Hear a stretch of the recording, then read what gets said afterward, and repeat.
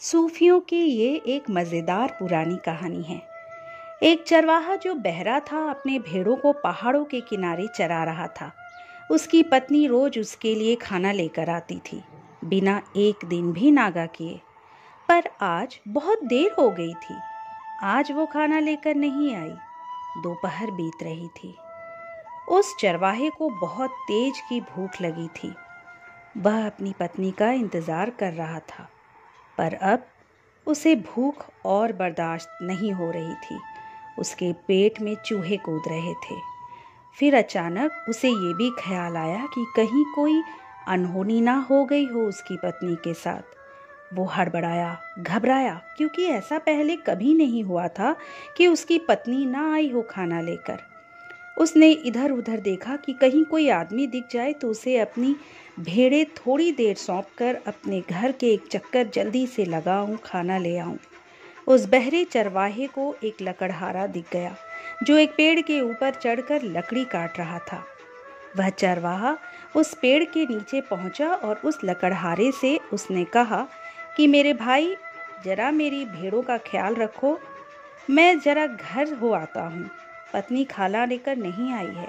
दौड़कर यूं गया और यूं आया। वो लकड़हारा भी बहरा था। उसने कुछ समझा ही नहीं, क्योंकि कुछ सुना ही नहीं। उसने कहा, जाओ तुम, मेरे पास बात करने का समय नहीं। उस चरवाहे को लगा कि उसने कहा कि जाओ तुम, अर्थात वह घर जा सकता है। वह खुश हो गया और कहने लगा, धन्यवाद भाई, मैं अभी भाग कर जाता हूँ, जल्दी आता हूँ। और वह वहाँ से चला गया। थोड़ी देर बाद जब वो खाना लेकर आया तो उसने पाया कि उसकी सारी भेड़ें सही सलामत थी। एक भी भेड़ कहीं नहीं गई। गिनती में एक भी भेड़ कम न थी। उसने सोचा, ये आदमी बहुत ईमानदार और सच्चा है। उसने मेरी भेड़ की बहुत अच्छी देखभाल की, एक भी भेड़ नहीं भटकी। वह उस लकड़हारे को धन्यवाद देने की सोचा। उसके पास एक लंगड़ी भेड़ भी थी, जिसे वह आज नहीं तो कल काटने ही वाला था। वह उसे उस लकड़हारे को भेंट स्वरूप देकर धन्यवाद कहने गया। उसने लकड़हारे से कहा, मेरे भाई, धन्यवाद, तुमने मेरी भेड़ों की बहुत अच्छी देखभाल की, इसलिए मैं तुम्हें ये भेड़ भेंट स्वरूप प्रदान करना चाहता हूँ। ये भेंट स्वीकार कर लो। उस दूसरे बहरे ने, यानी कि उस लकड़हारे ने कहा, क्या मतलब है तुम्हारा? मैंने तुम्हारी भेड़ लंगड़ी की? अरे मैंने कुछ किया भी नहीं, जानता भी नहीं तुम्हारी भेड़ें कहाँ गई, इसके पैर कैसे टूटे। अब दोनों में विवाद बढ़ गया। दोनों बहरे एक दूसरे के ऊपर चिल्ला रहे थे। एक कह रहा था, मैंने तेरी भेड़ देखी नहीं, मैंने इसे लंगड़ी नहीं किया। और दूसरा कह रहा था, कृपा करके इसे आप स्वीकार कर लें, आज नहीं तो कल इसे मैं काटने ही वाला था। दोनों किसी की बात नहीं सुन सकते थे। बहुत परेशानी वाली बात थी। तभी एक घुड़सवार वहां से गुजर रहा था। वह चोर था जो उस घोड़े को चुरा कर जा रहा था, पर वह रास्ता भटक गया था। वह उन दोनों से रास्ता पूछने उनके पास आता है। इन दोनों ने उसे पकड़ लिया और वह भी बहरा था। उसने सोचा कि वह पकड़ा गया, ये दोनों ही उस घोड़े के मालिक हैं। वे दोनों उससे अपनी समस्या बताने लगे। एक कह रहा था, मैं इसे भेड़ भेंट दे रहा हूँ और ये नाहक चिल्ला रहा है।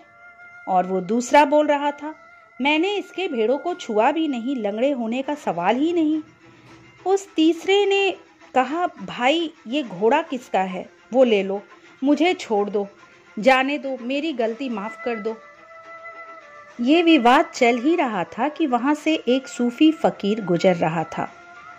उन तीनों ने उसे पकड़ लिया कि हमारी समस्या सुलझा दो, लेकिन उस फकीर ने मौन रहने की कसम ले रखी थी। वह जीवन भर के लिए चुप हो गया था। वह इन तीनों का मामला समझ तो चुका था, पर अब करे क्या? वह कुछ बोल तो सकता नहीं था। पहले उसने उस चोर की आंखों में गौर से देखना शुरू किया जिसने घोड़ा चुराया था। वह उसकी आंखों में गौर से देखता रहा।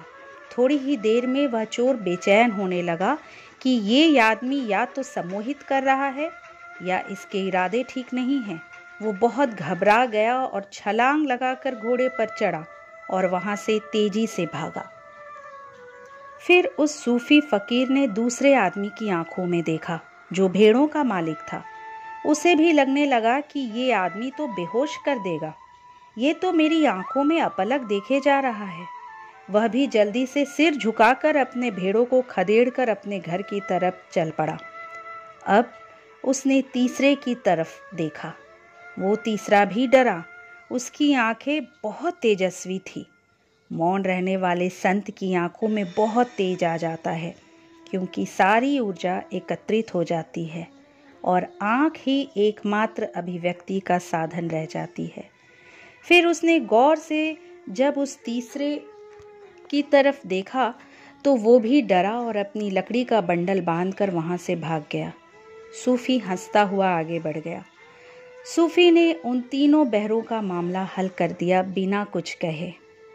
दोस्तों, हम सब भी उन बहरों की ही तरह है।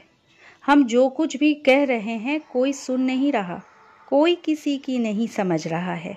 संवाद तो हो ही नहीं रहा है, केवल विवाद चल रहा है। संत क्या करे जिन्होंने मौन रहना स्वीकार किया है? यदि वे कुछ बोलते भी हैं तो सुनता कौन है, समझता कौन है? उसने सिर्फ अपनी दृष्टि का प्रयोग किया। अपने भीतर जो भी है उन बहरों के भीतर उड़ेलने की कोशिश किया। गुरु नानक देव ने कहा है, संगत करो साधु की। संगति का बहुत असर होता है। सुनने कहने से कुछ नहीं होगा। कहा कुछ जाएगा, तुम समझोगे कुछ, होगा कुछ, बताया कुछ जाएगा। अपने हिसाब से सब व्याख्या करेंगे, शब्दों के अर्थ दे देंगे। धर्म एक यात्रा है, समझो और आगे बढ़ो। आगे बढ़ने से ही रहस्य उद्घाटित होगा।